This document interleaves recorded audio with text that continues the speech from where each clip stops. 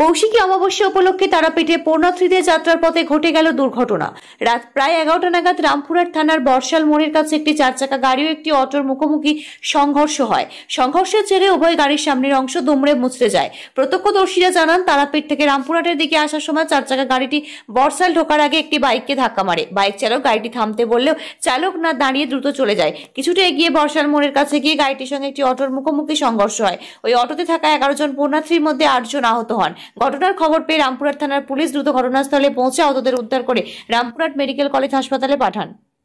বীরভূম থেকে নিজস্ব প্রতিনিধির রিপোর্ট, ওয়ার্ল্ড জনতা টিভি।